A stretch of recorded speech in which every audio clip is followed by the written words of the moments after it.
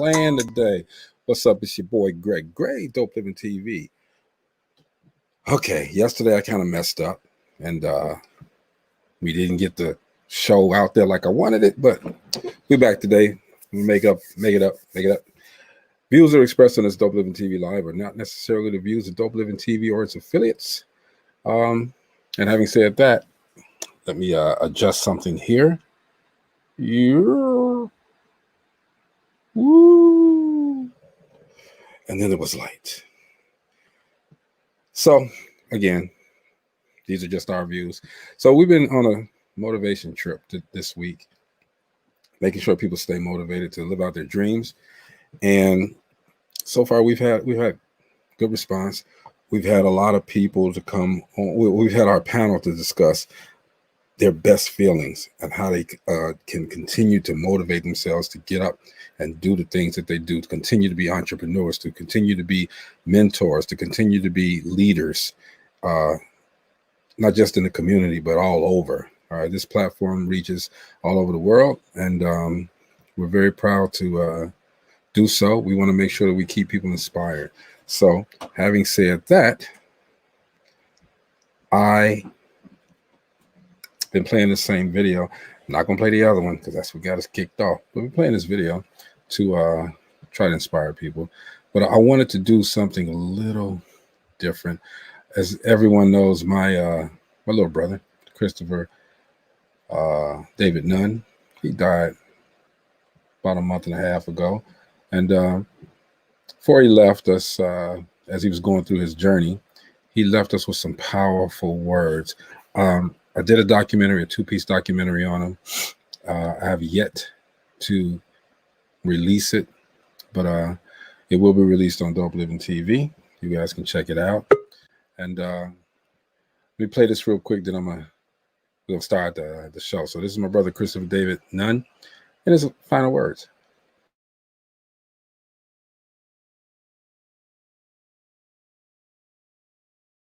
My life is good. I'm in a peaceful place. Even though I'm in a storm, I'm still in a peaceful place. I'm not in a place of worry because I know that some things are beyond our control, and that whatever's happening is going to happen anyway. My first bout with cancer, they like, you know what I'm saying, you could take these supplements and Skippy wool and everything will be all good. So I did that. I did the math, I did the research, I took all the supplements, the vitamins, the black seed oil, the B3, the B9, the D3, B12, B17, cell stop, all of these different things that are supposed to help eliminate cancer. I did that, and it still came back. You just have to prepare yourself in the midst of what's happening and stay focused on the positive aspect of it. And you know what I'm saying, you'll win in the end.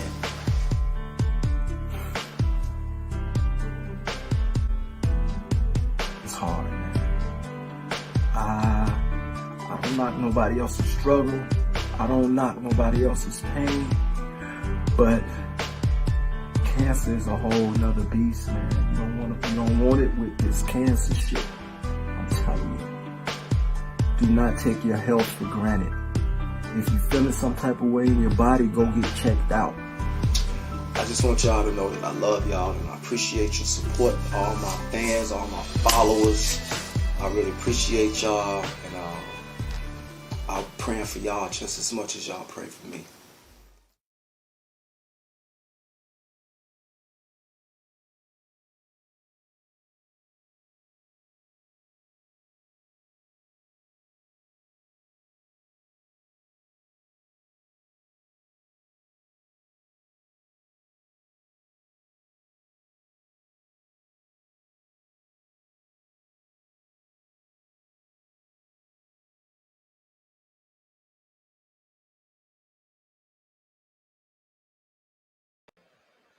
All right, what's up? We're back. Got Gina on the line with us. What's going on, Gina? Hey there. Chilling. Had a couple of technical difficulties here. Y'all excuse us. So yeah, that's my little brother. You know, I can look at the video now and not break down, because as we're talking about motivation, you got to understand how motivated this man was to go through this. He had cancer one time, came through it. They told him he was cancer free. He came back and eventually took his life, but he was so motivated to get through it. And he wanted us, everybody who watched his post that he put out there, he wanted us to stay motivated, to stay encouraged, that even though he's going through that and other people are going through it, you can have a positive outlook regardless. I mean, he knew his time was coming, but he had a positive outlook, you know?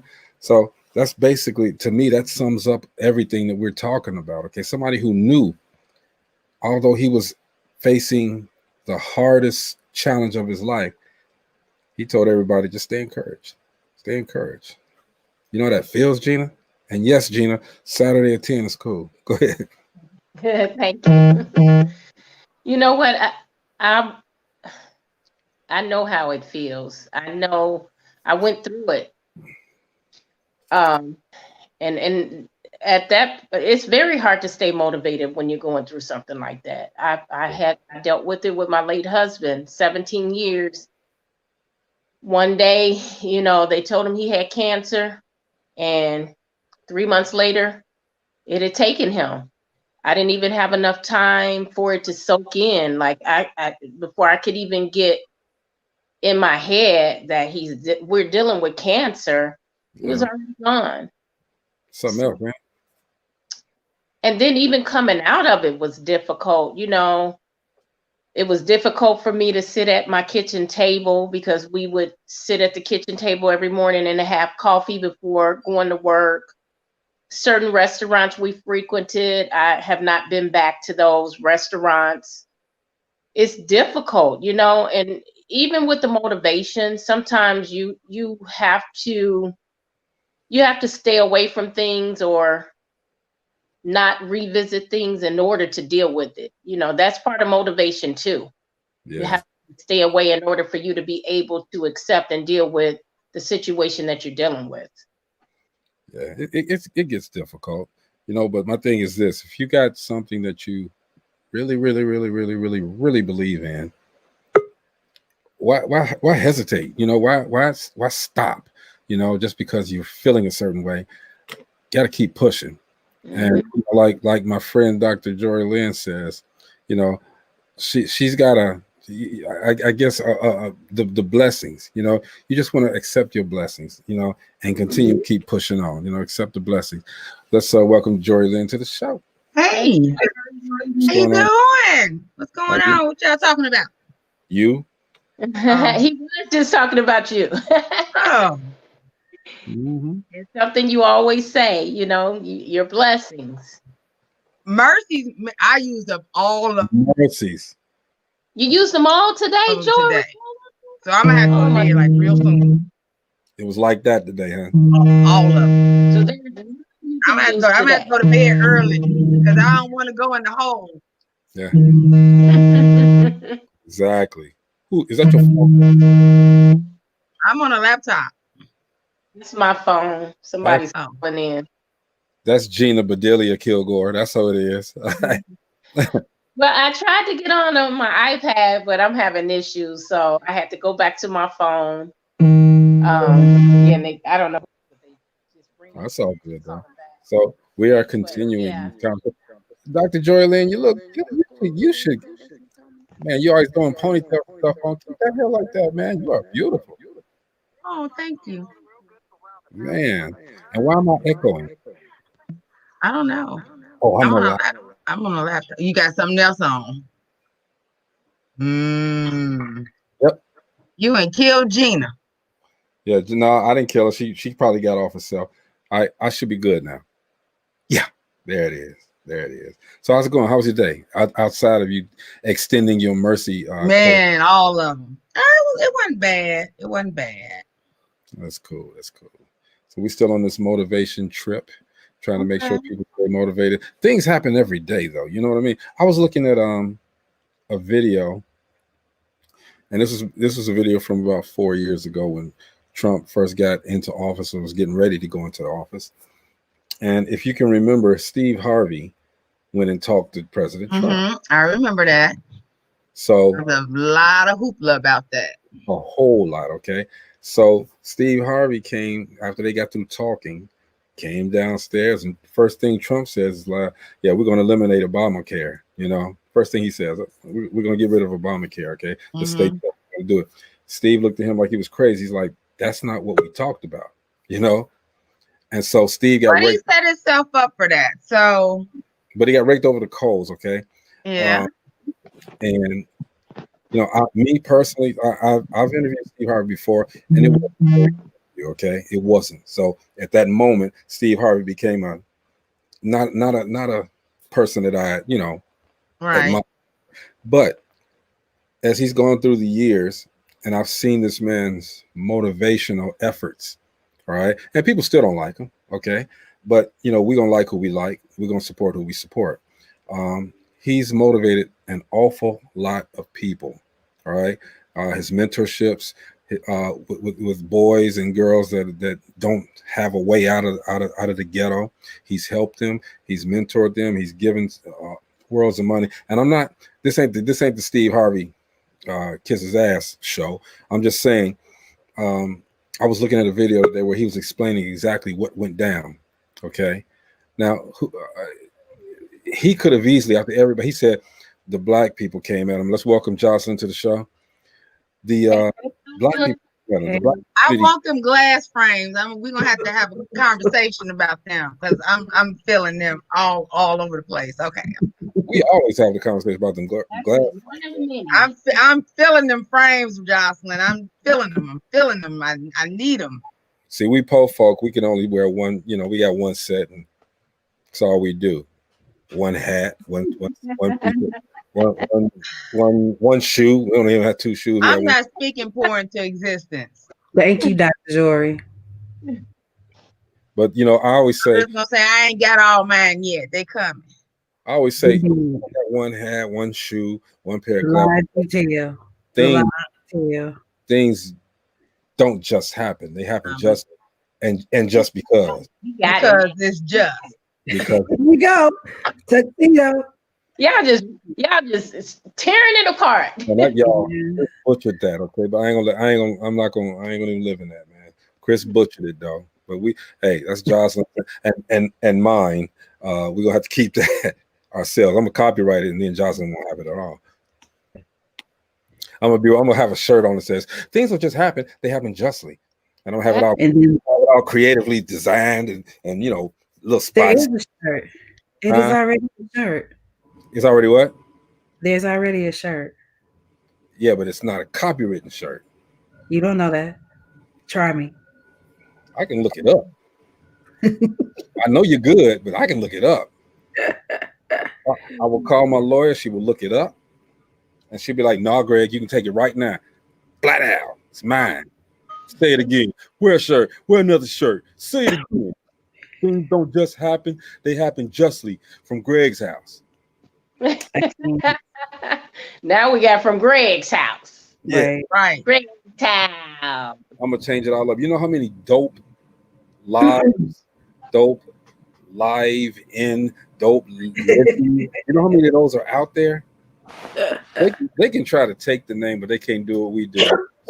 They can't. I feel like I'm channeling Chloe. That's how I'm feeling with this head thing on and these glasses. Oh, really? Yeah, I feel like I'm channeling Miss Chloe. You need to tell some fortunes up in here. Mm-hmm. Read. Here go my palm. Here you go. Now we're gonna start with Greg. Stop stealing my shit. Woo! And it's not even 7:45. It's 7:45. I was actually just trying to promote the saying. I love it. I finally got it down. Things don't just happen; they happen justly. You know, before I was stumbling over it, but now I got it. Hey, everybody, stumbling over it for real. I know. What's that, Gina? You've been practicing every day before you go to bed. I do. All right. Y'all better understand this. Next Thursday, it's going down. It's going down in a good way. In a good way, Dr. Jory. In a good way. I'm gonna have to bank some mercies for that one. So that's okay. He got you covered. He got your grace and your mercy, so you good. I'm gonna have to bank some mercies. And I think it's gonna be a really good conversation. I think so too. Yes. And the thing that you should have said we should have made that a week-long conversation. Well, actually, it's going to be good based on our pre-conversation. So the lead off is you won't let it. You won't let it. No. Dr. Jory's going to kick it off great with the Monday. And that discussion will roll into that discussion. It will actually. Yes. It will. Happen. It will. Now that I think about the whole. Yes. Okay. We can do that. But on the other side of that, we can since the 10th is on a Thursday, we can go Friday with it too. We'll probably have to. We can do that. We're gonna have to. And we cool, if we can get in Friday, some mental health experts. Like a mental health expert, perhaps a spiritual, not doula, but a spiritual somebody well versed. Somebody who can drop some jewels.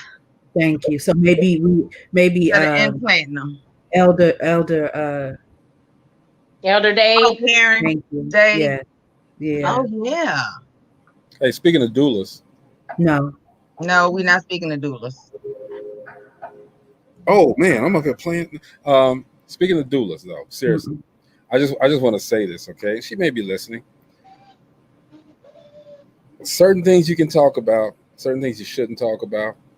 I look, freedom of speech is everywhere, right? But the last one she did, which she invited me to come on, and nothing personal, but I didn't, was, you know what, we ain't gonna talk about it. That's all right. You know what? And no disrespect. And let me say that there's a season to everything, and there's a discussion. It's a warehouse for everything. And Greg, all due respect, this platform ain't that. Yeah, I think that was probably what I was trying to say. That's why I didn't go on. And like I said, it's no different. Do what you do. Handle your business. Do what you do. But there's certain things, especially that topic yesterday, was something that I couldn't subscribe to. I couldn't subscribe to. And you're absolutely right. There's a season for everything. There's a warehouse for everything, okay? But this ain't the warehouse, all right? We've established what we do and how we do it, and I think we do it better than anybody. The entire world hasn't seen it yet, but we good. Yesterday, I kind of lopped off a gang of viewers because of my faux pas. And so I apologize with that. Won't happen again. Matter of fact, I deleted it from here, period. Shame on you, Greg. Shame on you. Ludine won't be with us today because she's really, really, really busy, but she's always in our thoughts and our hearts. So Ludine, be safe out there. Handle your business. Bring us back some pies. And rap. And some raps, talking about no Christmas rap. We talking about some head wraps and all of that. But y'all, as we continue to do this this motivation thing, and I think we've done a great job, especially you ladies, you guys have done such a tremendous job of motivating people, of telling people your stories and telling people other people's stories and agreeing to disagree, which is what we really do best. Nobody on here is mad at each other. Jory may get mad at me sometimes, but as beautiful as she looking today, I can't be mad. She got that flip going. Yeah, she got it going, ain't it? Jory Lynn, you motivated me to go buy some flowers and come up to the door. All right.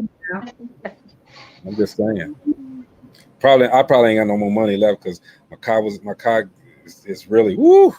Jocelyn, they sticking me for my paper. I put down the bins for the Kia and I ain't look back. I know you did. I got the other B, but I'm like, man, because I was mad at you for getting rid of that. If you can remember, I was like, Okay. Baby. Kia doing the daggone thing. That's all I can tell you. Would you say? But see, wait a minute. She got the top of the Maintenance line. is, hey, if it costs more to maintain it than it is to purchase it, it's a problem. See, No.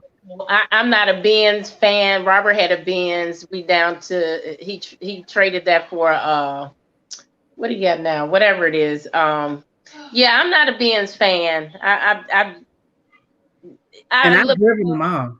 I look for the mechanical. I'm gonna tell you, I'm a Lexus baby. Like Really? I can't stand Lexus. Oh wow. But let's keep it 100, y'all. Let's keep it 100. Over 30 years, almost 30 years. Really? And you know what? That's 2 Lexuses now. I don't have to put a lot of money in them. They are very good cars. But so are the Mercedes and so are the BMW. Okay, they are good cars. Well, my favorite is my Infinity. No, actually, over my Infinity, I prefer the Audi. So Audi's my number one. Love Audis. Love Audis. And then Nissan and Infinity. I love the way Nissan handles. But I've been a Nissan. My first car was a Nissan, and every car I have owned has been a Nissan. But I'm gonna tell you, my mother turned me on to these Kias. These Kias are no freaking joke. The engineering. I told when I first got it, I told my mother, I said it had to been designed by an old Black woman because it tell you what to do. And when you do what it wants you to do, it do it itself. What? It's so much technology. I've had the car over a year now. I'm still, every day that I drive it, I'm still finding new stuff. I was mad, though. I was mad because she pulled up. One day I came, Mercedes all glistening and shining. Next thing I know, the Telluride was there. And I'm like, first I'm like, whose is it? Because it's beautiful. Then I'm like, why? Baby. Chris Lane says he ain't coming on today. All right, Chris. The lady's gonna hold it down again. See you later, Chris. Lady's gonna hold it down again. He must have flew into Miami. Yeah, that's you already know. Allie ain't on here. Right. Miami got him occupied. Chris is perpetrating, y'all. Hey, Chris, don't say nothing else because I'm not gonna post it. I say nothing else. We know the story, okay? Chris and Allie. Matter of fact, I'm gonna do a video on that. Oh no! I got jokes. I'm gonna do a video. It's okay.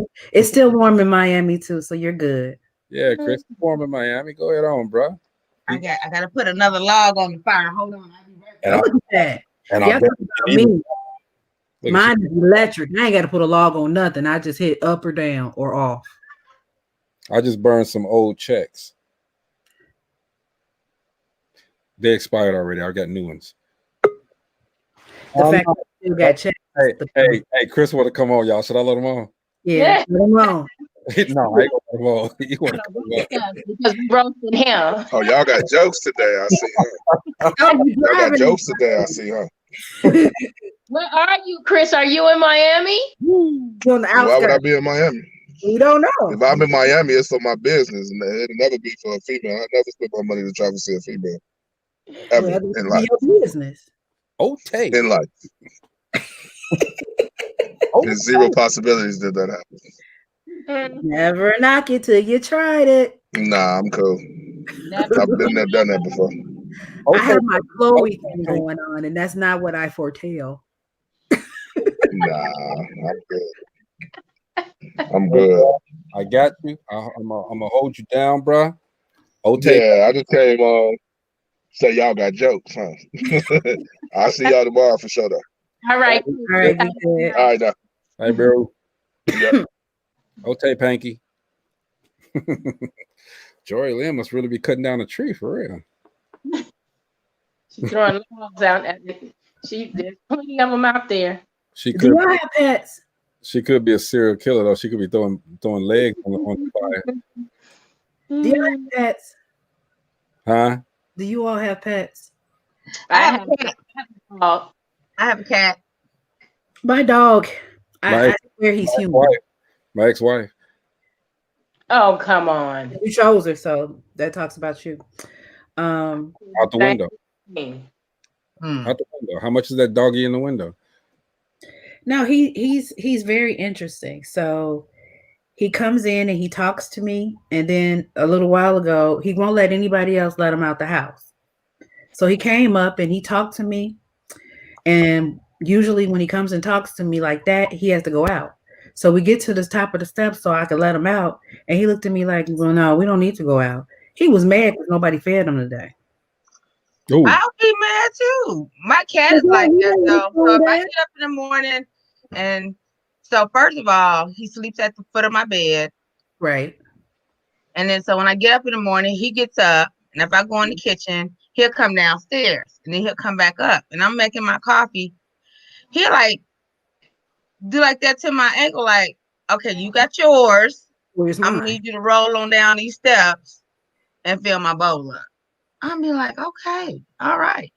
And literally. And then I tell him all the time, if I'm eating, he gonna stand there lockjaw. I said, but do I come and ask for yours?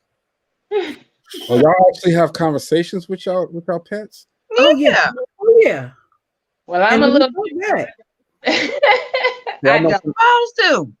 Do y'all call your pets? Do you call yourselves your pets' mothers? Yeah. Yeah, it's my baby.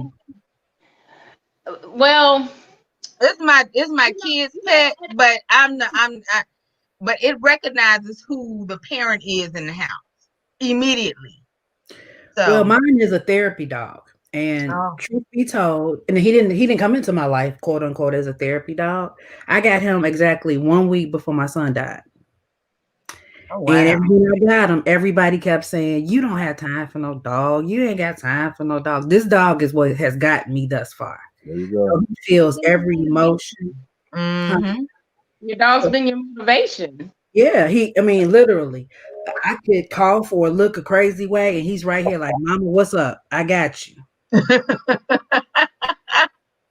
I remember I dated this guy, and he was trying his best, and he said, "Do you know your dog just stood up and peed on me?" Oh, yeah, he's a great judge of character. Yep. Your dog can sense bad vibes. Mm-hmm. Bad vibes. Sneeze. I have a dog. I really didn't get a dog. It wasn't by choice. Mm-hmm. I inherited my dog after my late husband passed. Mm-hmm. We had agreed that we weren't going to get any pets until we retired because we both worked in Illinois. So we were gone most of the day and most of the night. So we had agreed no pets until we retire. One day I come home from work and he was like, "Let's go." "Where are we going?" "See a man about a dog." That's okay. And I'm thinking, yeah, that's the thing you say when you don't want nobody to know where you're going. Right. Man, we actually went to see a man about a dog. Oh wow. A man about a dog. The dog is 6 weeks old, pit bull, 6 weeks old.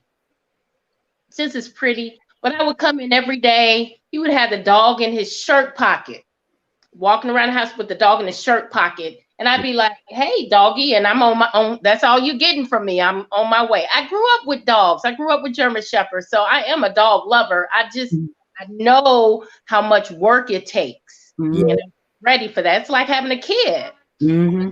Dog with did he have a big head? He has a huge head. Actually, my books that's my dog. That's my dog. Alpha's Adventure.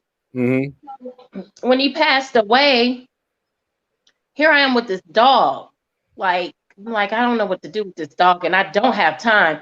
So I come home every day, and he's chewing up my house. Like my laundry room door was literally on the floor where he chewed the door up. Oh wow. My first thought was, I got to get rid of this dog. I can't keep this dog. Yeah. So then I said, let me go. I'm gonna take him to the trainer if see how that works. And so I take him to a trainer, and she did a very good job with him. I was able to handle him at that point, and he just really grew on me. But my dog is so big. If I let him lay in the bed with me, it would be like a human being laying in my bed.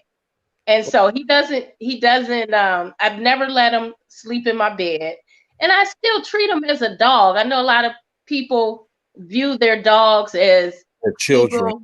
child, but I Mhm. still view him as a dog, and I just don't have that kind of Connection. mentality where my dog is like a human being or a child to me.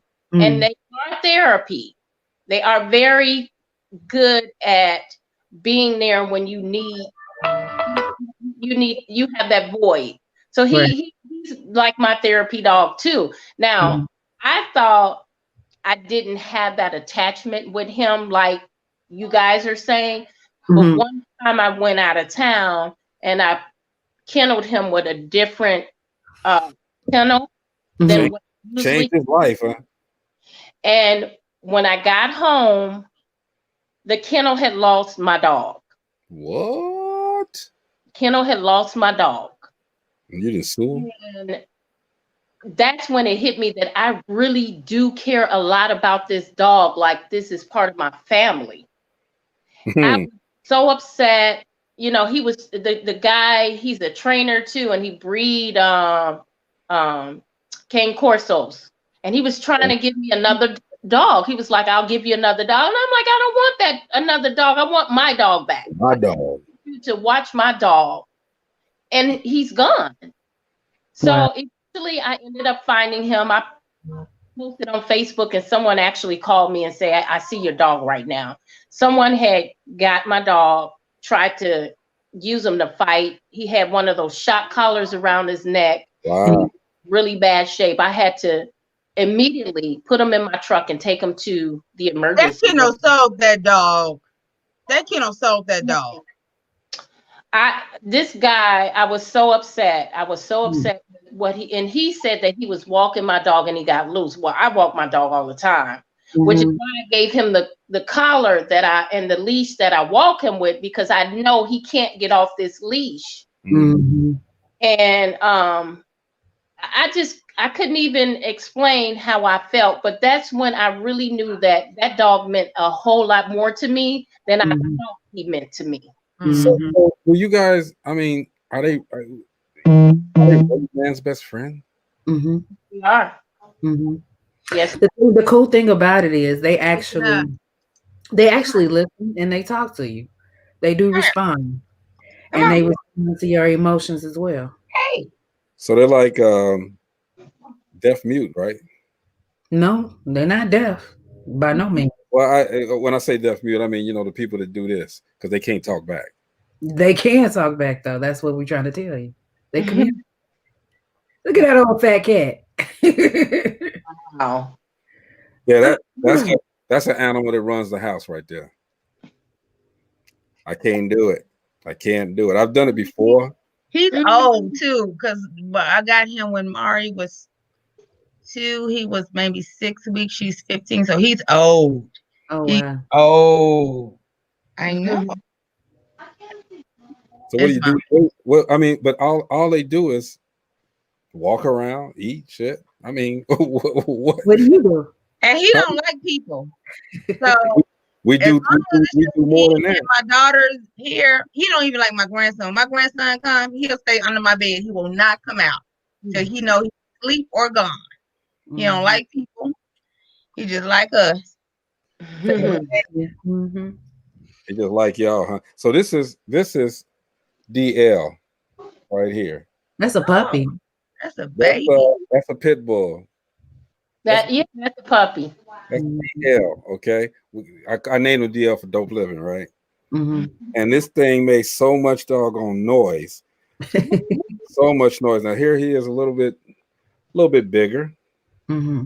little bit bigger. DL, Wow. as he's getting into starting to feel himself. And huge. DL, that was my ex-wife's shoe. I quite enjoyed that part. But look at the head. Look at the head. This is why I was asking, Gina. This is him when I first got him. Yeah. They have huge heads. Look at that head. My goodness. Yep.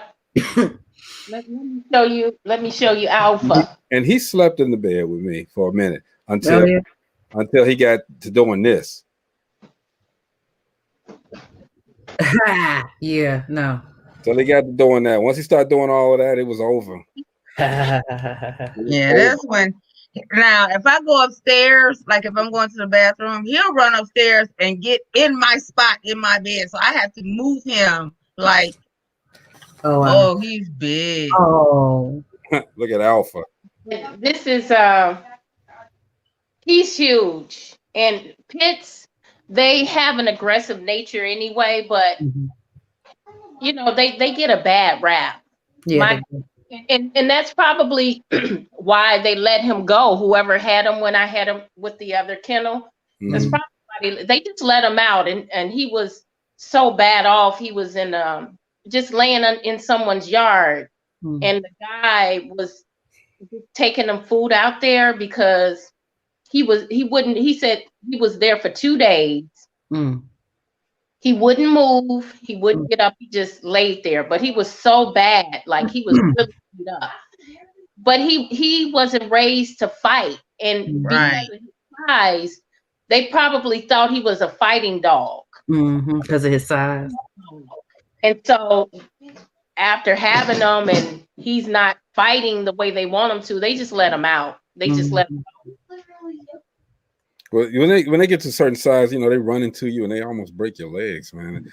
This one just got to a point where I was like, you know what, man, you're doing too much. Nice dog. It's a nice dog, but he's doing too much. So I was walking him one day and I saw a guy with a dog that was the same color, same markings, everything. And I said, man, look, how is your dog nice? He said, oh, yeah, it's a nice dog, but he's very protective. I said, cool. You want another one? Just like it? And he was like, you kidding me, right? I said, man, I will give you the leash and everything else, the papers, all of that. You can have it. Oh. And I gave it to him.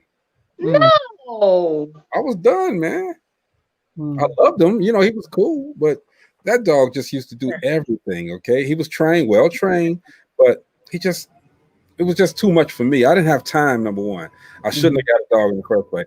Got him his shots. I did everything I was supposed to do, but I didn't have time. During the career that I had, I didn't have time. I'm never home, all right? So the dog would be literally, I come home and he's in the backyard with his legs crossed, all right? You know, right before you get to the yard, I should say, got his legs crossed and looking at me like, oh, you decided to come home now, huh? Okay. That's how Alpha looks too. That's how I know that look. Went in the yard and peed for about 20 minutes, you know, straight. 20 minutes. Just sat there and was like.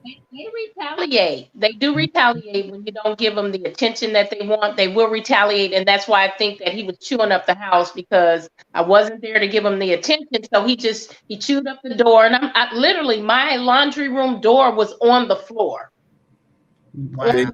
See, and as y'all calling them y'all kids, understand that if kids did the stuff that those dogs did, they get their ass beat. And who said the dog didn't get their ass beat? Constantly.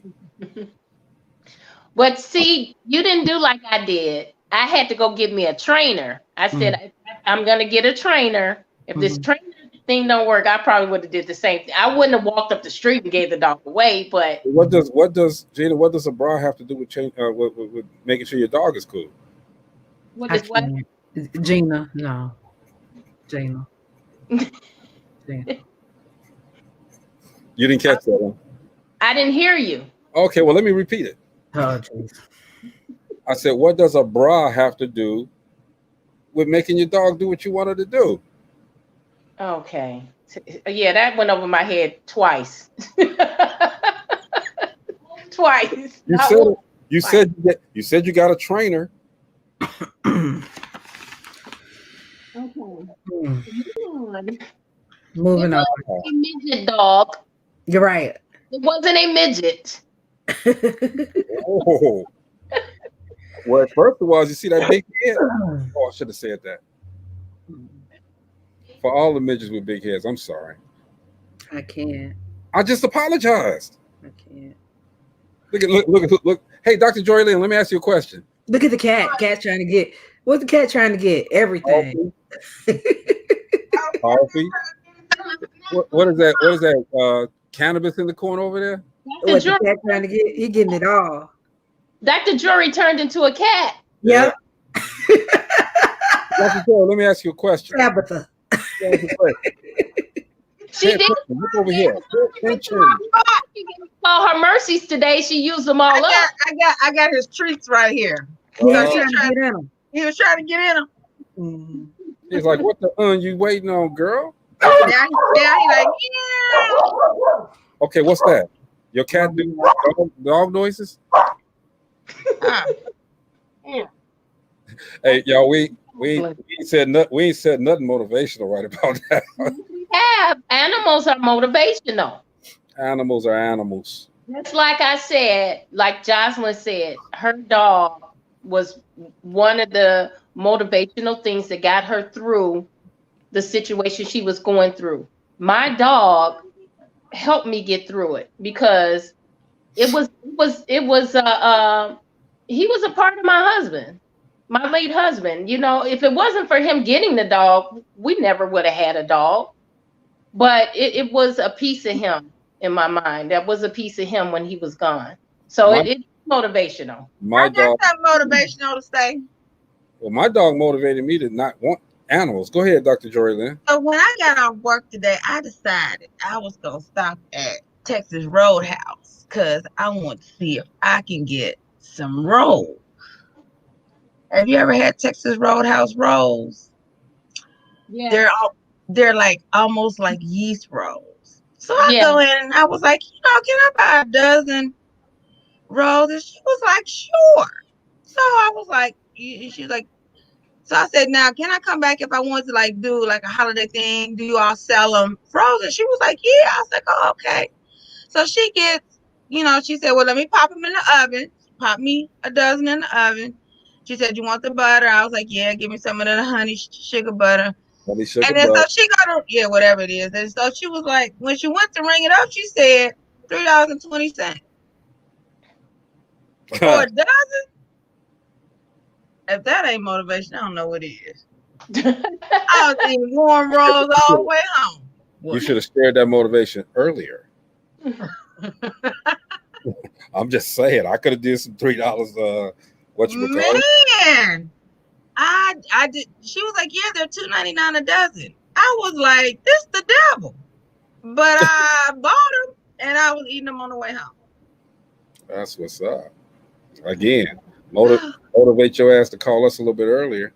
And and look, what biscuits were these, Dr. Jory? Huh? What biscuits were these? These from Texas Roadhouse. Oh, okay. So they were honey butter rolls. No, the rolls, and they got this. I guess it's like honey and bread, brown sugar and butter. Yeah, we have it at the restaurant. Them things are so damn good. So yeah, they sell a dozen for $2.99, Rosalind. I didn't know that. I found out today though. They shouldn't have told me that. I need to go downstairs and get on my elliptical because it ain't doing nothing but sitting in the basement. Your elliptical. Well, so see, there's two forms of inspiration right there. She was inspired to go ahead and buy that dozen rolls because they were only $3 and something, and eating all of them inspired her to go down and use the elliptical that's been a hat rack and a coat rack for all these years. Yeah. So now all we gotta do is do it. Yeah, that's easier said than done now. That's all we gotta do. Do it. Well, she started. She got the hair. She got the hair. The hair is flowing. The hair will be back in a ponytail by the weekend. I don't think y'all understand. When I was younger, I mean, I wouldn't walk out the house without eyeliner, lipstick, hair done, stiletto, a pair of gym shoes, some khakis, and a ponytail, and a ball cap. And I'm happy. I tell you.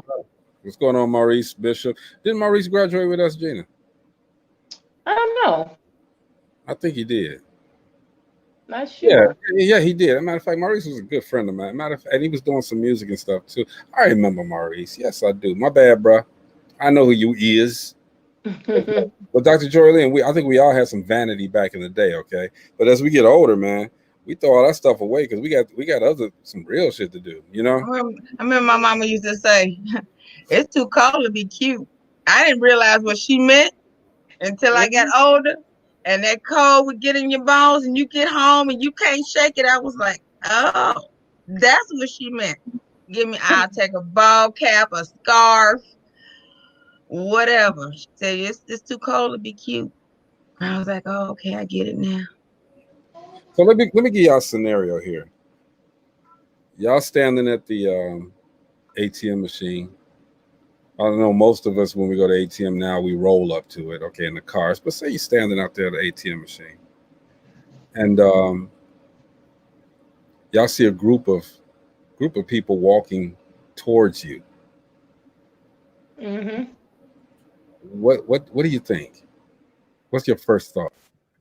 My first thought is I'm gonna be in the Kia because it has an auto hold feature, so I don't have to put my car in and park. All I gotta do is hit the gas, and I roll over all the motherfuckers. So I'm good. Well, one thing I have to contradict you on, the ATM on Chase Street, you have, I'm not Chase Street, I'm sorry, on Broadway, across from your spot, Jocelyn, you have to get out your car and actually walk up to it. So not all of them are drive through. Not the one on the backside though. But I'm saying, it's one on the back too. Outside of killing folks, what would y'all do? I wouldn't be there. It's called wisdom too. Yeah, I would. So, you know what? I cannot tell you the last time I've actually had some cash. It's got to be over 2 years. So how do you stop doing that? Okay, because I think I told y'all before, I keep at least five of them on me. I don't go below 3. I'll put it like that. So I mean, is it better? I mean, a lot of people won't take cash. They want your card. They prefer cards, especially now with how do we get a coin shortage? It's all a game. And I got a gang of coins. If they turn my car upside down and shake it, man, or I got coins all over the place. Maurice Bishop said we worked together at the mall. Yeah, we did. Long time ago. I remember that. He says ATM is what he's been doing for the last 20 years. So people still do. So Dr. Joylyn, you cool with not carrying cash? I'm absolutely fine without carrying cash. I don't know. All my bills are automatic pay. You know, if somebody want to borrow some money from me and I don't have a problem with it, you need to have a means for me to send it to you, because I'm not going to the bank to loan. I'm not doing all that to loan you some money. I'm not doing all that. Can I just give you some automatic bills to add to your list? Yeah. Sure. Why not? You said ask me, I won't not. Sure, why not? I ain't gonna tell you they're gonna get paid, but you can add them to the list. Don't do it. But you know what, Dr. Joylyn? But I mean, yeah. Right. So you know, I just don't have. I mean, if you need to borrow some money, there are so many different avenues for me to get it to you without me having to get in my car and go to the bank to get it. But you know, I think, you know, with me, because I'll have it in my pocket, but I still use my card. All right. And I think because I don't know how many of you guys have grown kids, but with my son, even though he has his own, he's still in dad's pocket, mom's pocket.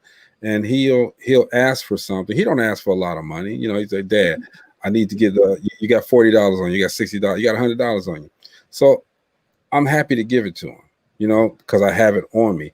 But as you said, Dr. Lynn, I can cash app it to him if I wanted to. You know what I mean? I don't really. But for some reason, I've been homeless before. Okay, so for me to have money in my pocket, it feels good. That's your security, Greg. Huh? That's your security. I think so. I'm one like Dr. Jury. I don't carry cash. If I have cash in my purse, even if I'm sitting here like I am right now, somehow by the end of the day, that cash is gone. Like if I don't leave the house. So I never carry cash with me to work, because if somebody came in and said, you know, I need $10 for this, I need $5, and I'm the one giving it to them.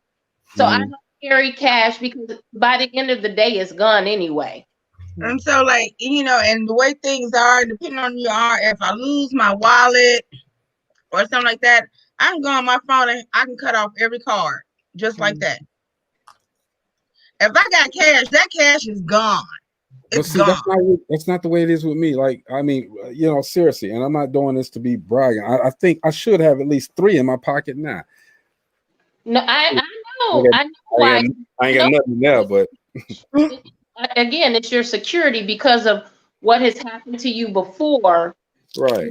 That's your security to help you to realize that it's not going to happen to me again, because I have this in my pocket. If I need anything, it's right there. And I'm like, and I agree with you, Gina. And my mom, I tell you, I'm turning into my mom. So you got that money and it's burning a hole in your pocket. You gotta spend it. If I see it and I'm out and it's in my hand, I'ma spend it. I'm not gonna walk around with $400, $500. It's a whole bunch of stuff I can buy with $500. Pops always told me though to have, you know, always keep money in your pocket. So I've had this, and that might be different from a man, but for a woman, I keep an emergency $100 bill in my wallet. But I've had this for at least 2 weeks in my pocket. But I've used my card. But Jocelyn, it's hard to spend $100. It's easier to spend 5s and 10s and 20s than to have $100 bill. Ain't nobody taking 100. Different. Well, and you hate to break it. You just don't want to break it.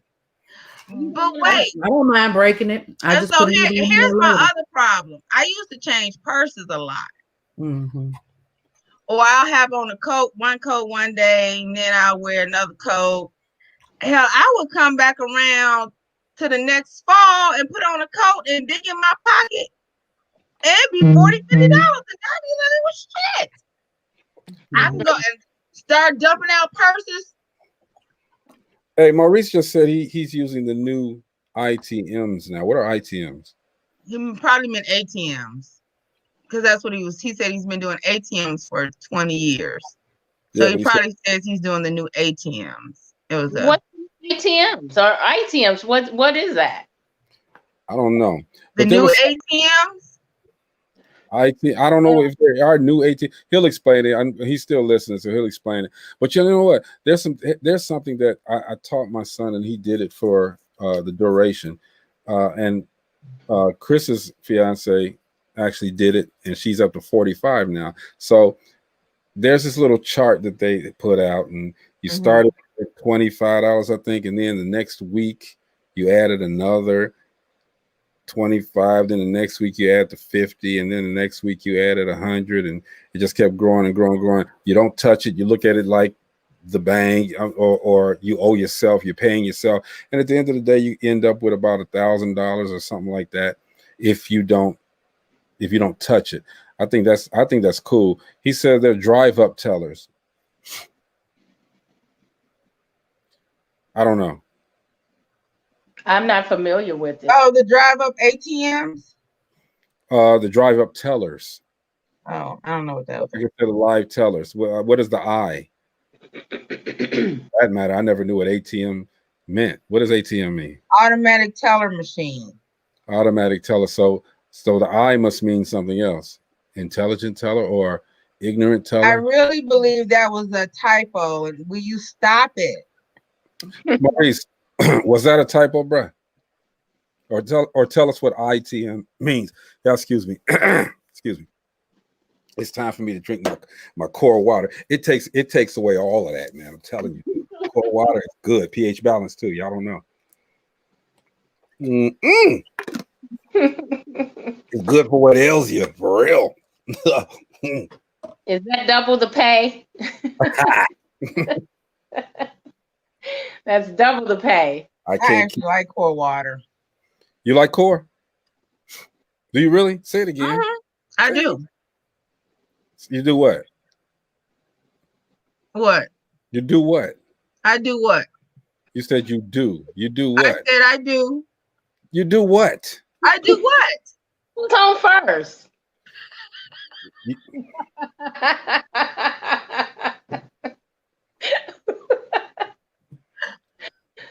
She got you, Greg. I was trying to get her a check cut, but that's all right. No, you're so funny. You don't need no money. She's Dr. Oh, you hilarious. Yeah, she got the ATM. She got an ATM machine in the basement. So he said, Leno, no. What? Oh my God. Bella Bonita.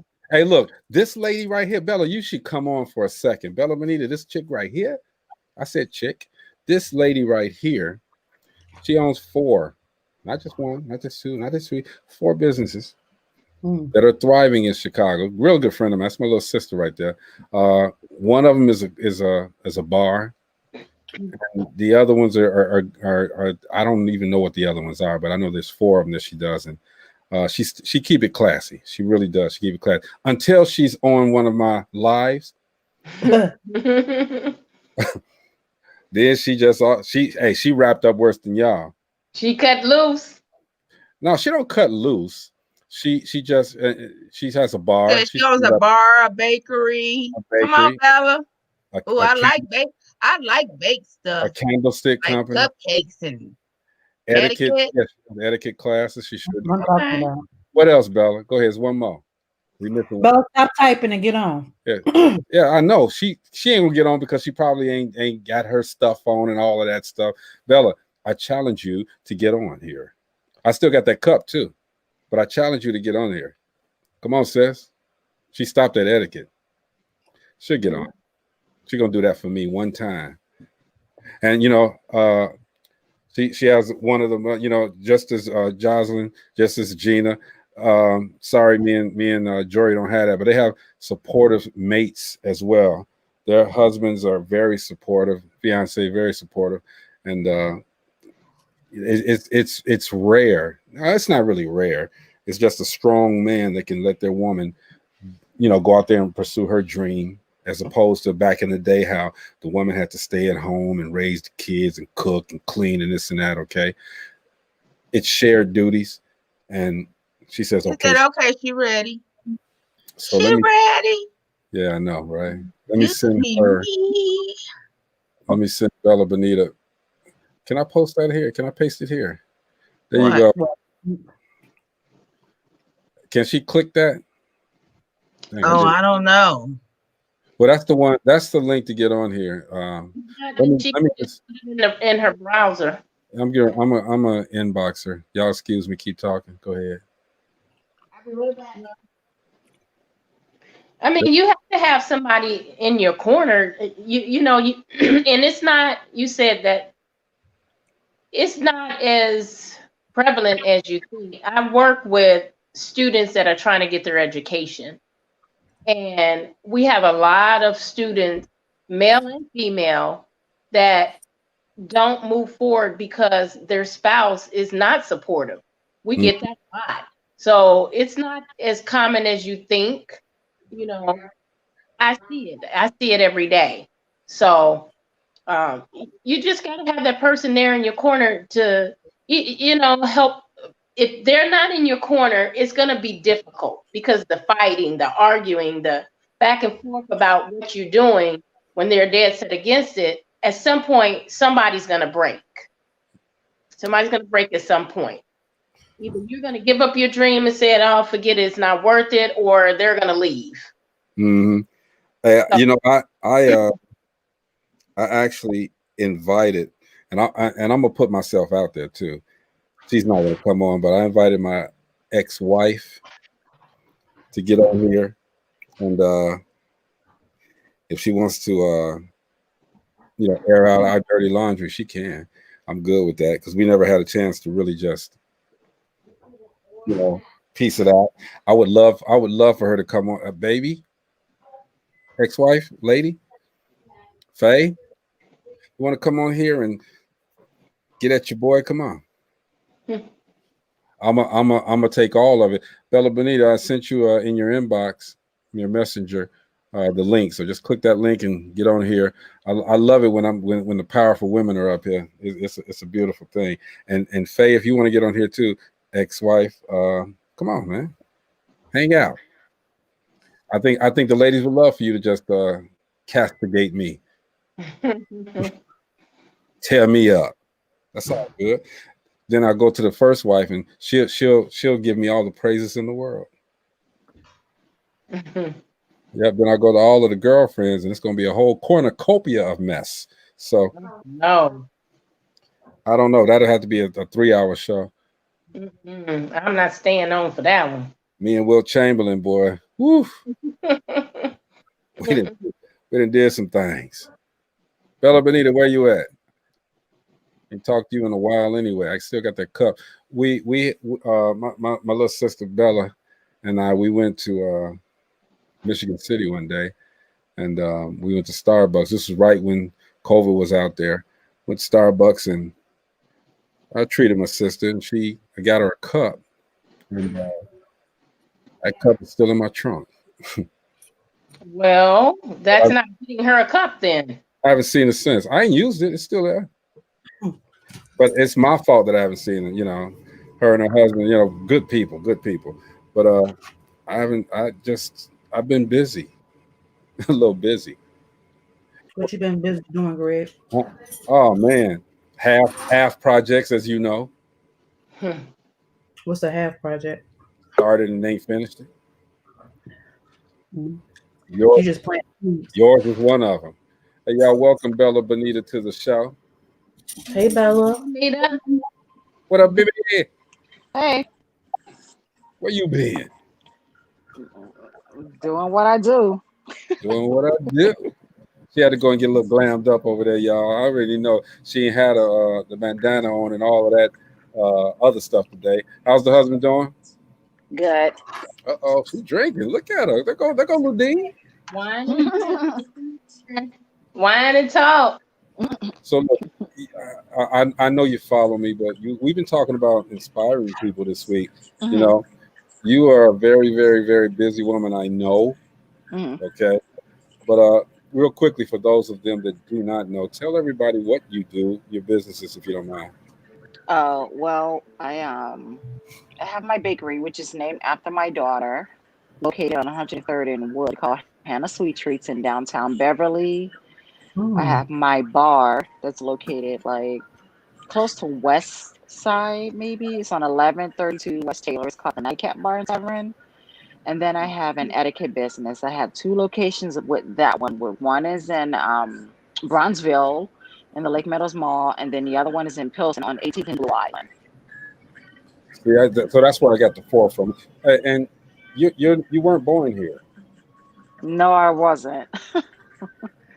No, I'm from Dominican Republic. So Dominican Republic. yeah. I'm going for New Year's. Are Yeah, you? I was born by Kmart.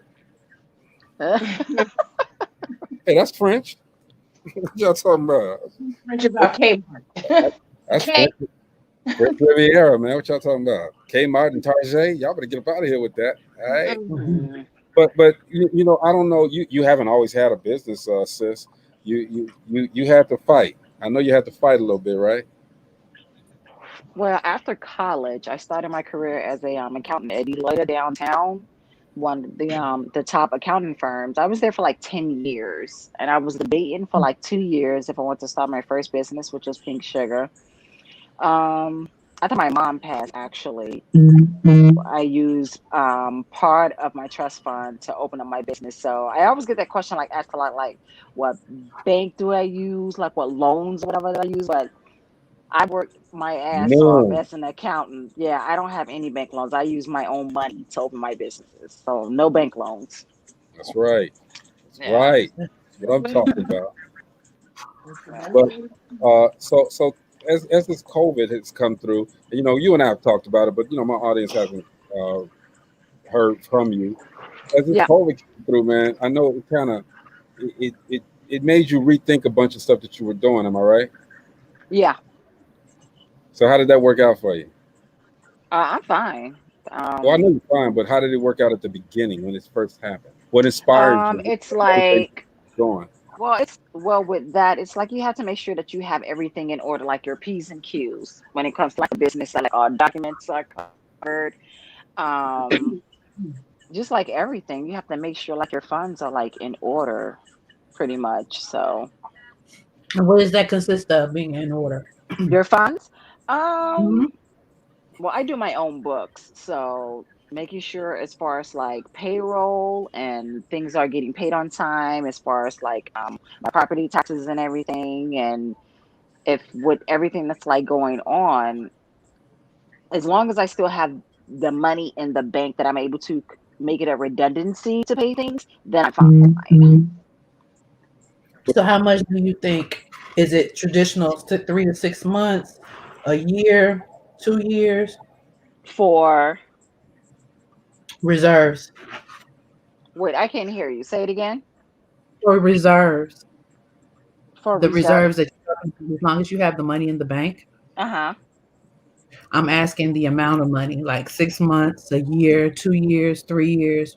How are you measuring the amount of reserves that one should have in order to be properly prepared?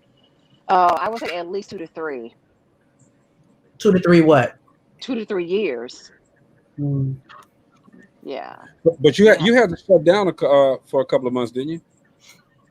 for the bar, yeah. For the bar. Yeah. The bar. Um, but it like that's what I'm saying. Like doing the whole like COVID thing or whatever, nothing. We weren't affected financially. You know what I'm saying? Like we were still fine. Like we're still fine. So the tenants in my our property where they were still working, they're still working, so we didn't have any issue there. So I just always like kind of just like a blessing, because I've heard horror stories. Yeah, been Yeah. plenty of them. And as Jocelyn had said on the previous show, these people didn't plan. They didn't have a strategy. When it came, they asked, please, please, please, come help us, Yeah. and they wound up getting closed down. Yeah. Shutting down. They didn't plan ahead. Always, as you both have said, as all of you guys have said, if you don't have a plan, at least a amount of time as a strategy, you Hmm. know. And if you're a business of any business, if you don't have what did you just say, Rosalind? A is a resource or what was the word you used? The Oh, resources. Resource. yeah. If you don't have those resources already in place as a business, you've planned to fail. Something's not right. Well, the thing of it is that everybody does not necessarily have an overabundance of money. So even if we compared it to somebody who's working a 9 to 5 job, we're not taught, but it is Yeah. financially astute to have savings. You save first before you spend. Yeah. However, with that being said, you could have savings and a job, and tomorrow that job is gone. And And you'll so be going through your savings. exactly. And the thing of it is that a lot of people are not blessed with an abundance of savings. So what do? Do you just count yourself out because you don't have the savings? And in my Hmm. thought process is, then you have to adapt. You have to adjust. You have to use what you have in order to get what you want. So, in one vein, Players, yes, we all want to have an unlimited account, but we're in some situations don't. So how do we adjust and readapt to make sure that we cover our necessities? Mm, absolutely. So if you've yeah. been good, Some people don't have the obedience of financial, maintaining, honestly. Right. So It's let's talk just about that, because what's interesting is that when we do get a little piece of money, Yes. we go buy TVs and video games and Nikes, and I'm not saying that it's not nice to have nice things, Right. but we don't as a people. And I'm not saying we on this chat, but we as a people don't think about a long-term goal when we priorities. get something. Yeah, Mhm. it's. let me get what I can get now, and then next week I can't pay my electric bill. You know, Right. you just don't. They don't. They're just not forward thinking enough. Yeah. You know, because they've been in a mindset for so long, Mm-hmm. and they don't have anybody in their circle that can help them change it. Right. And interesting you say that, Gina. I don't know if you know of Bahia Shabazz, but she just re-released her second book, Women Building Wealth. That's my soul. That's my soul work. Yes, I love Bahia. That's my baby. I started to read the book the other day, and she doesn't go from. I love the way that she took the perspective in this book. It's not to say you need to do this or you need to do that. She begins from a mental process, our thought process. She and I have a lot in common, where my undergrad is in economics and hers is too. And so a lot of business people take business classes, whereas economics teaches you why the mental part of it. Why do we make the money decisions that we make? How do we spend money? Why do we make these decisions? And so what it's done for me as a business person, yes, I have the acumen of the accounting and those type of things, but there's a greater psychological piece that goes behind building wealth. And unfortunately, our community is not one that has taught or put credence in that. And I don't know, Bella, with you coming from the Dominican, it sounds to me, even from the conversation, you talked about your trust fund, that the how you were modeled, how you were raised, and things that were imparted to you through that culture seems to be quite differentiated from what we have in America, because in America we were taught you go to school, you get good grades, you go get some more education and get some more debt, then you go get a job, so you got to go back to pay the debt that you went and got from getting this more education. So it's a cyclical cycle of slavery in the form of education and being bonded to somebody else to make your dreams come true. Yeah, I always stick to my motto: a poverty mindset would always keep you broke. Mm-hmm. And but But then I do come from what is a poverty mindset? That's the question. the materialistic stuff. People are so materialistic. Like they don't think, like the biggest thing that I think as an African American community, I can't stress it enough. I always say you guys need to invest. You have to invest in, stock and all of that, have some kind of passive income, but they're so material. They're so stuck on the materialistic nonsense that social media has created, and going to get their bodies done and want to wear the latest sneakers and carry the latest handbag, but you can't afford that stuff. Poverty mindset will keep you broke. You have this $1,500 bag, but how you struggle to get that, and then And what? what Do you have any what money in the bank? Right. Bella, So how long did you grow up? Most of your life in DR? Or how long were you in the Dominican after you were born? yeah, I was born and raised there. We left Puerto Plata, Dominican Republic when I was 19, and we moved to Bronx. I've only been in Illinois for about almost like 5 years now.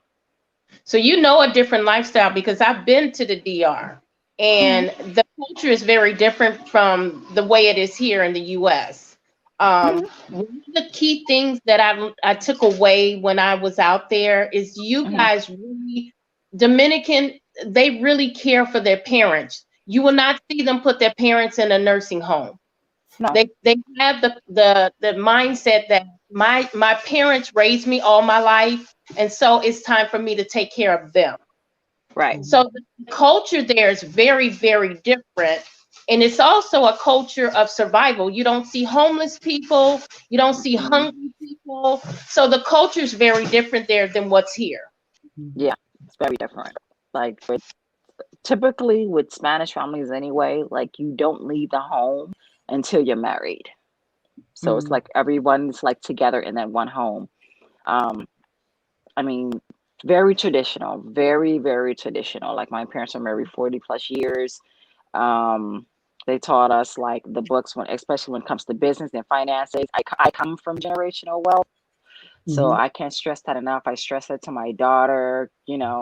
I created that lifestyle. Like I said, very, very traditional. No sex before marriage, no kids before marriage. I didn't do any of that. My brothers either, not my sisters. It all just depends on how you were raised. So you come to the States, it's like a culture shock. So it's like, Absolutely. Mhm. very, very different. Yes. Yes. I'm telling Chaos. you, I know for a fact how driven uh, my sister is over there. But and I also know that just like a couple of y'all, well, all of y'all actually, she don't take no bullshit either. Okay, it's like she can smell a phony when they come through the door. You know, Hmm. and I think for women to make that transitional change to not be as gullible as men think that they were or are, it's fantastic to me. I love to see a woman take a dude down, man, for real, intelligently. I love it. That's sexy. We going to the hotel after that, for real. Yeah. Always turn left. Yeah.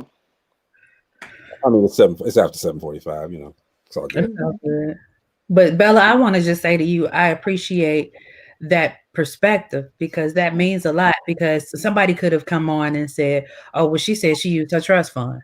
She didn't have no struggles," but the backstory explains something totally different, and that goes back to something that we've talked about. Exposure is key. If Hmm. we confine ourselves to the four walls that we know, and we base our whole life on just these four walls, Hmm. and we don't understand that there are other thought processes, there are other thinking, acting, and believing tab cultures Hmm. that shape and also explain why somebody is able to achieve something while else is not.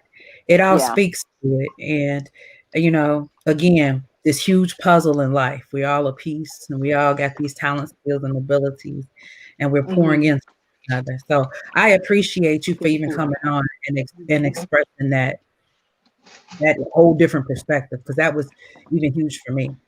Absolutely. No problem. And thank you. Number one, she didn't have no choice but to come on. All right, Yeah. Why? because I said so. How about that one? I haven't been on in like so freaking long. So, But I do understand that it's you're very busy. I mean, like I said, we I was telling them we went out to Michigan City and was I wanted to treat my sister, but every place we went, she's like, no, I don't need that. No, I don't want that. No, I don't need this. No, I don't want that. I was like, let's go back. I'm tired of you right about now. Okay. And all she wanted, and she harped on this, all she wanted was a cup from Starbucks. Starbucks. That's it. And I still got the cup. Wait, did you hear me? I interjected. I said Jay's Breakfast Club. I, but I did. Oh, Bella, didn't I tell you about Jay though? Oh, that's I fine. think I did tell you about. I told her about you.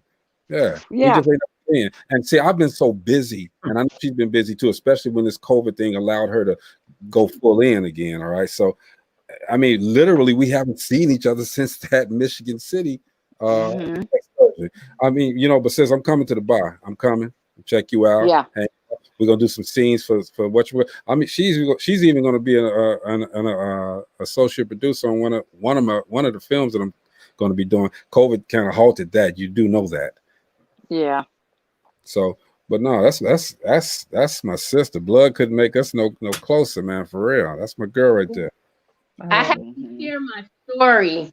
And wait a minute, and her husband is just if to meet him, he cool as hell, dude. For real, okay.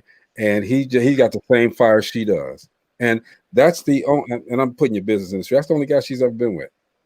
Yeah. Yeah. And they Proud to cool. say yes. What'd you say? Go ahead. Proud to say that. Yes. Go ahead, Well, Jim. I want to share my story. I want to share my story because I know Bella can relate. Hmm. When we were in DR, we went Hmm. there for my friend's birthday, and we were there a week. Hmm. And so she wanted to to do something to give back. So she wanted us to go to an orphanage in Haiti and spend some time there. We collected some money, $500 before we left, and we were donating it to this orphanage.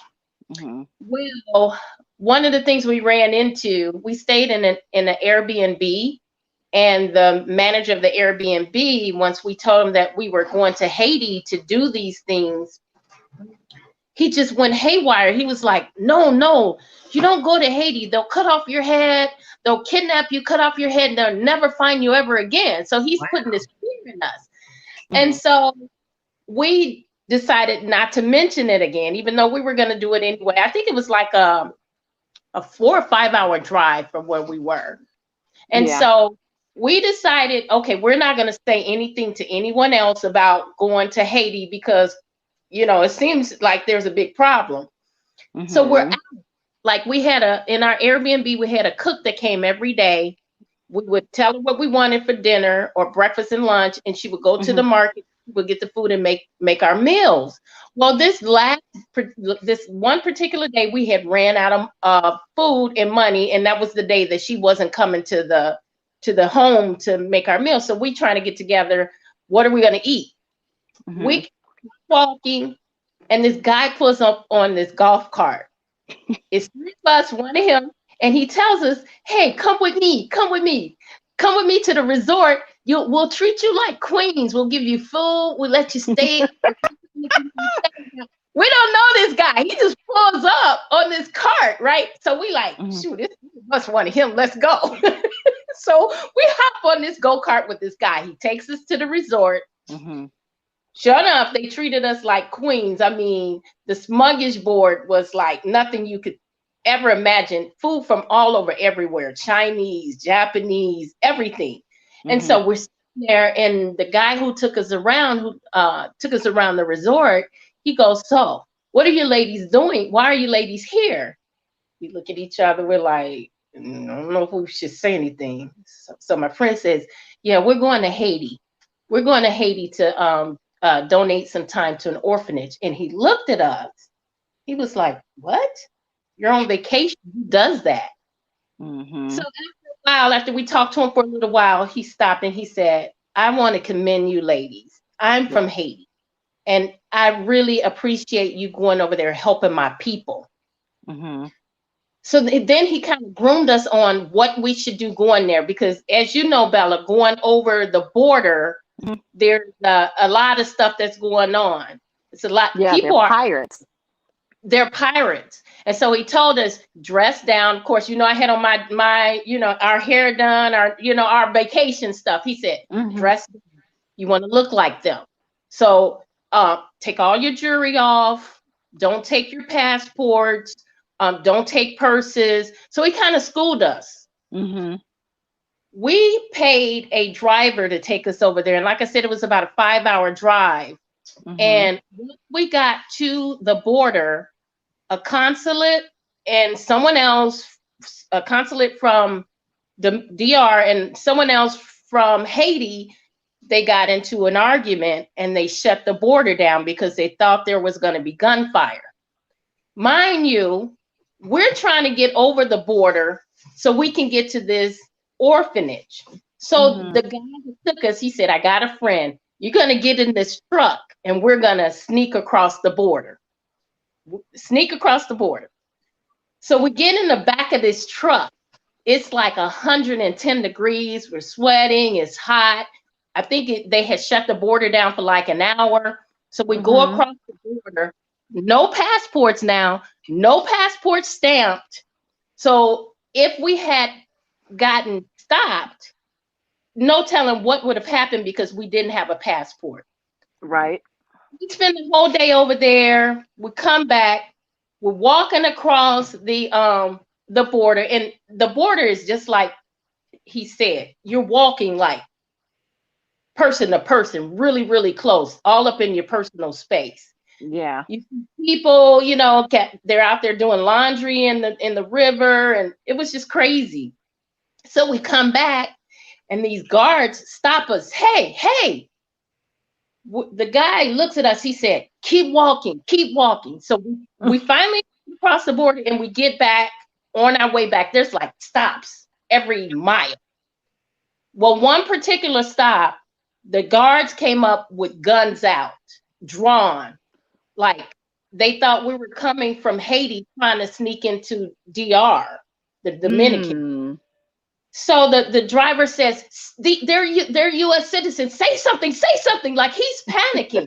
So I'm Gina. They're like, but the experience that we did, just having that adventure and the knowledge that I learned from, being in Dominican, going to Haiti and seeing even the conflict that the two countries have, the two cultures have, even the difference in the way they live. The $500 that we gave to the orphanage was a year's salary in Haiti. Whereas in Dominican, the $500 was about a month's salary. A month. Yeah, Definitely so a month. it was such an experience that I would never forget. And it was just something I had to share with you because I know you can relate to exactly what we were going through when we were over there. But I could be telling you, I text my kids like, this is what I want you to do if I don't make it back home. It was really scary. And I was the one who didn't want to go. Out of the four of us, everybody said, let's go. And I was like, no, I don't think that's a good idea. I'm going to stay here. See what you get trying to follow the crowd? But no, but I felt so bad that I was like, I would feel bad if I stayed behind and something happened to my friends. So I had How long had you known your friends? Oh, 15 years. Yeah, it'd have been a 15-year-old sayonara, man. Gina, it's the coward that lives to tell the tale. I'm just saying. Right. I couldn't do it. It's the coward that lives to tell the tale. So that I did, hey, I prayed. I prayed that God covered us through this because it's so many scenarios that could have happened. We're coming across that border with no passports. We could have still been locked up over there. It's so many things that could have happened, but I'm glad that I did experience it because it really gives you a different outlook of the culture and what other people go through. You know what? I'm so happy that this week, and I think most times I love it when I listen to powerful women. Jocelyn, I'm gonna have to use Jay's Breakfast Club.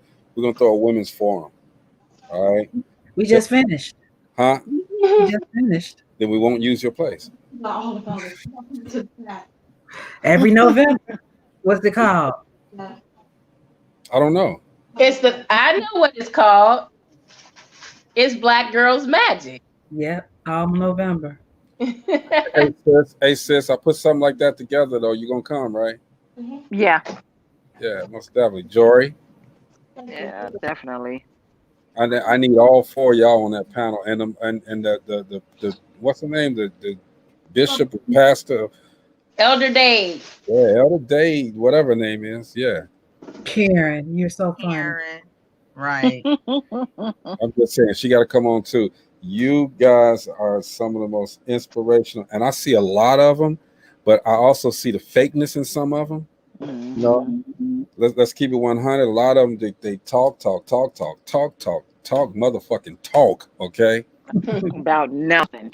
And I'm sitting there like, shut up. And y'all know me. I'm gonna say what's on my mind eventually. Okay, I can only take so much. Just like my sis Bella, just like you, Jocelyn, just like you, Jory, Gina. I can only take so much before I call you out. I remember a time that me and Bella was talking about going to and I'm not naming names, going to a radio station. I ain't naming names. I'm saying that's what's on my mind. Gotta say what's on my mind. And hey, they good intentions, great intentions. As a matter of fact, according to them right now, they're prospering. According to them right now, they're prospering. All right. And I said that twice on purpose. But I just don't, I can't do the foolishness. It's certain little catch things that you hear, you know what I mean? That turn you the other way.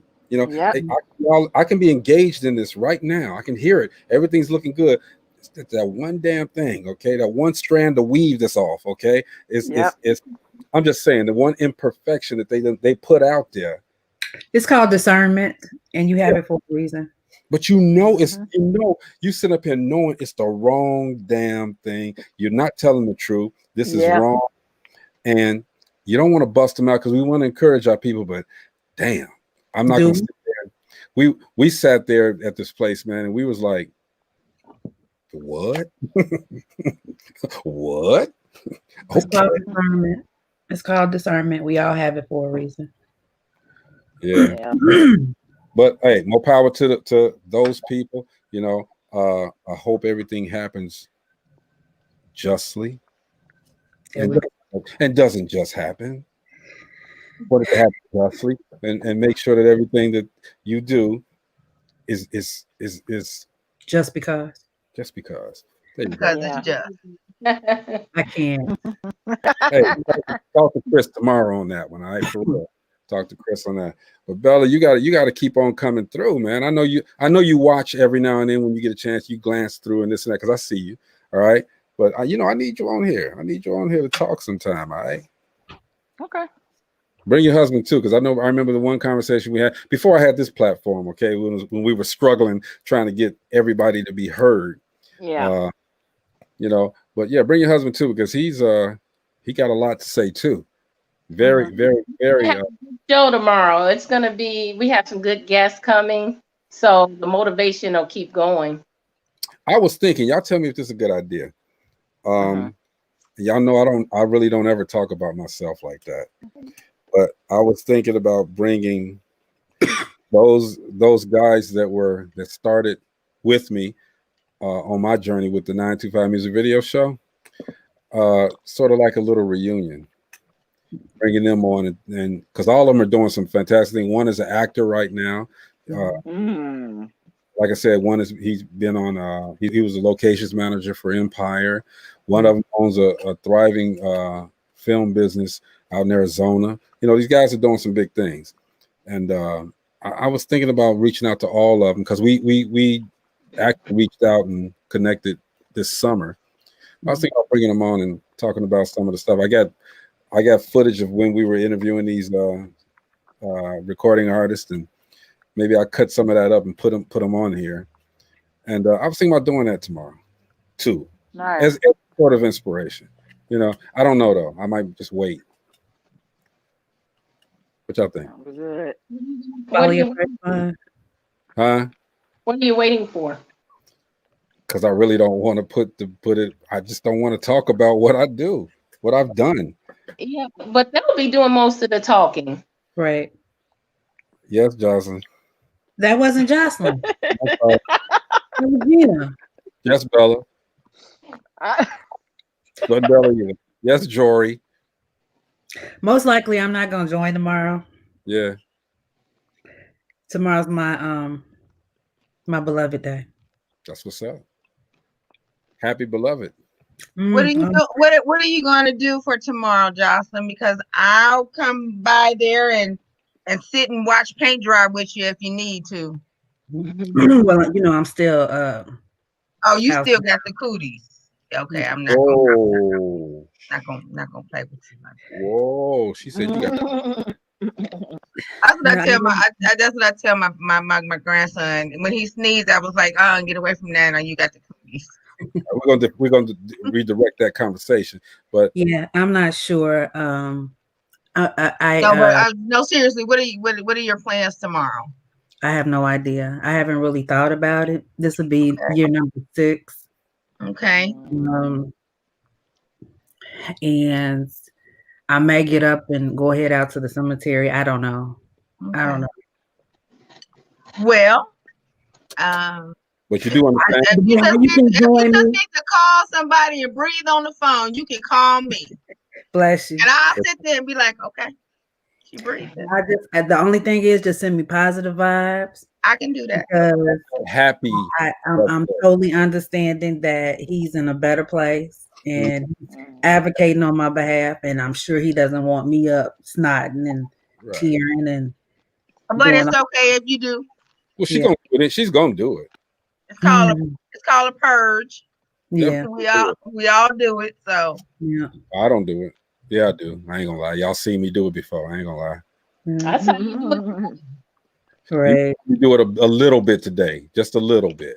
And see, this will be like the first time that I'm actually sitting still since it happened, because typically one of the things that he always talked about was travel, travel, travel. So I had made a personal commitment that every deathversary that I would be somewhere. So this last year, my husband sent me downtown Chicago, and I was so mad with him. Like, I don't want to be by myself. And that was the best overnight trip that I could have ever had, being by myself. Mm-hmm. And then the next day, shopping to my, don't listen, Bella, shopping to my pockets fell apart. Hey, Bedelia. Yeah. So, but yeah, I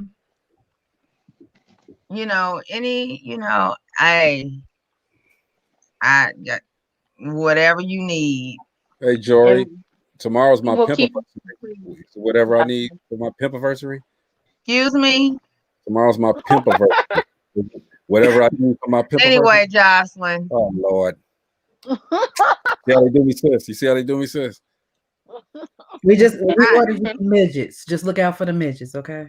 Look, midgets. Look, I don't feed into that foolishness with him. So NT way. No.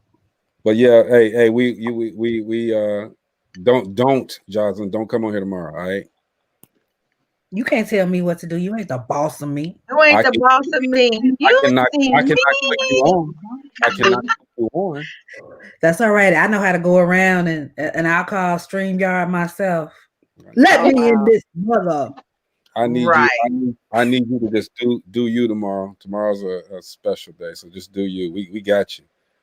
Ludine Bedelia Kilgore won't be here either. Chris will be here with a couple of guests. Gina gonna be here with a couple of guests. Bella Bonita probably won't be here tomorrow because it's Friday. She got things to do. I mean, I probably won't be here tomorrow because I'm going to get some injections in my back so I can. You about to get some booty implants? Bella just talked about that. You don't need no booty implants. I want some. She's gonna say her neck and her back. Really? I want some. Look. I can't even comment no more. I'm done. I can't say nothing. Stupid. Jocelyn, R.W. Kelly, positive vibes only. All right. We talked to her earlier today, and she's very, very, very busy. Doing closing out the year right, doing some business. So that's all good. It's all good. Bella, give us something to especially people that are trying to do the things that you do, or any of you ladies do. Give them some advice, sound advice. Stay focused. Don't get deterred, and definitely you can't.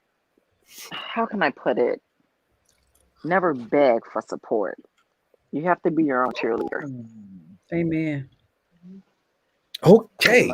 1, 2, 3. Even Romeo, did you see how Romeo looked at you like, what? That's your baby? That's my baby. Oh, he's a cutie. Ellie, you ain't got no rat, do you? He's not a rat. I got a cat too. Oh Lord. Look, cats are the easiest animals on the face of the earth. You give them some food, you can keep that kitty litter clean. Yeah. That's it. They lick themselves. What kind of shit is that? You lick yourself too. I was getting ready to say something, Johnson, but I just said I wasn't gonna feed into that foolishness. But I swear to God, I was right there. I was right there. You walked into that one, Greg.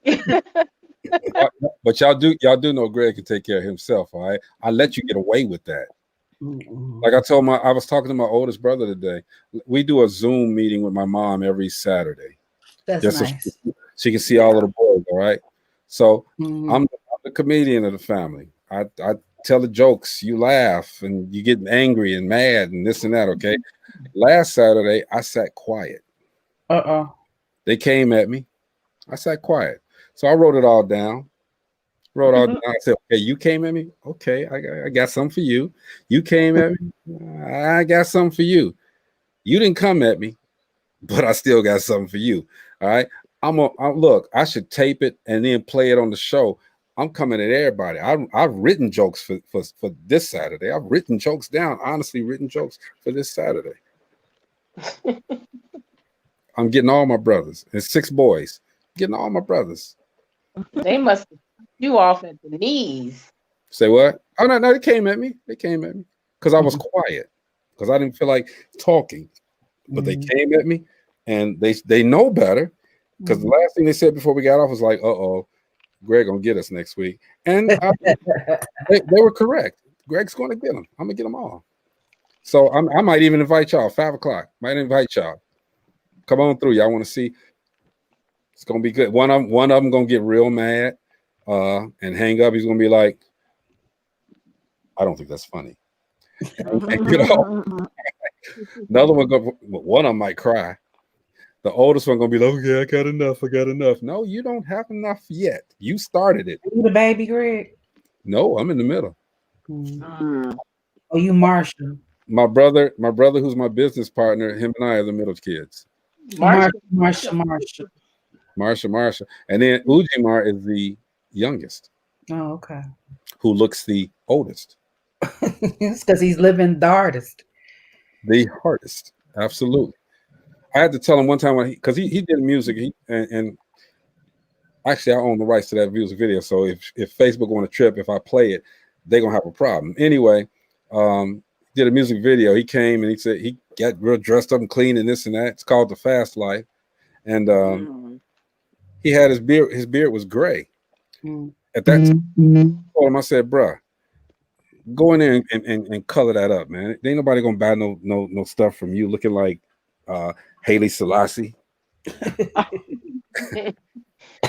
He went in there and colored it up. He said, I'm gonna do it. Video came out real nice. He got some bookings and was able to perform and all of that stuff. And really, dog? Yeah, it's the looks, you know. Come on. Wasn't about you. The dog then got up here and got comfortable and going to sleep. Well, that's okay. We get ready to end this anyway. But so you didn't board him. You didn't board the dog to sleep. One thing I'm not is boring, okay? So he must. Yeah, I don't know. His eyes just got heavy. He must have rewound the tape to your part. Whatever, dude. Jocelyn, can you see this? Look. Yes. Let me see. That looks like what kind of cat I have. Yeah, look like an old ass, lazy ass cat. Is that a tabby cat? It's a tabby.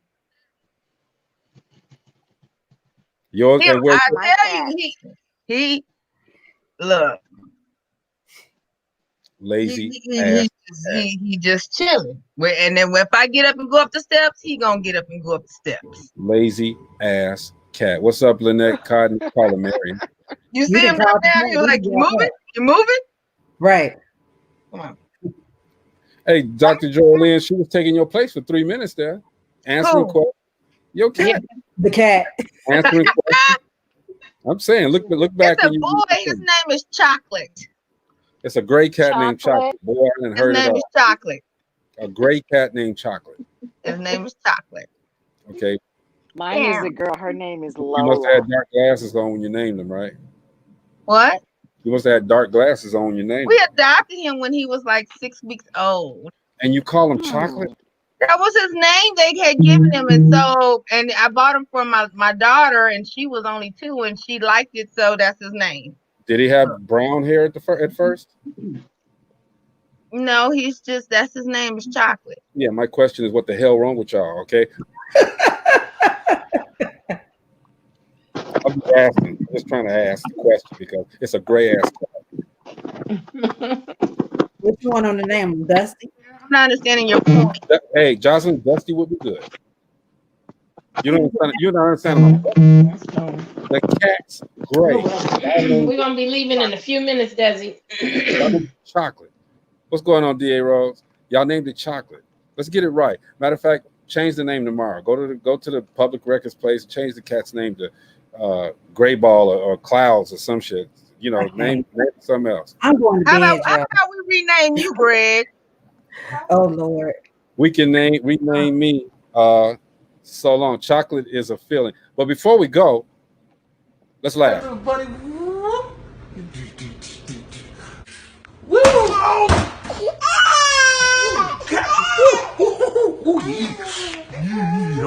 All right. Woo! Where's your mama? Ice shoes. One more. Hold on. This ain't one more. This is a good one, Bella Bonita. You're gonna love this. You're beautiful. You're smart. You're loved. This week we're great. You got this. You're a badass. You can do this. I love that. That's my favorite. I love that. That's it, y'all. So look, y'all, we gotta go. Bella Bonita, my sister, I love you. Thank you so much for tuning in. Appreciate you. Thank you. Dr. Love Jory you Lynn, too. you know, I already know, baby. Dr. Jory Lynn, you already know. I love it when you come on, okay? I love it when you come on. Thank you so much, okay? Jocelyn, yeah. What's your dog's name? Whitey? Romeo. Oh, Romeo, he's so cute. Like ass dog named Whitey. All right. But anyway, hey everybody, this is a motivating week with these powerful women. I don't care if a guy ever come on, okay? Powerful women. You guys make sure that you guys support everything that they do. My man said next time turn on his mic. Your own mic can only come on, Maurice, if you come on to the show. You gotta Right. Okay, so I don't have a mic to turn on, bro, until you log in, all right? But anyway, it's DopelivenTV Live. We got to go. We will see you guys tomorrow. Thank you, ladies. I appreciate you guys. I appreciate you. Jocelyn, we ain't doing an after party today. I'm going to bed. It's late. You think you going to bed, okay? I'm going to get me a brown cat named Butterscotch.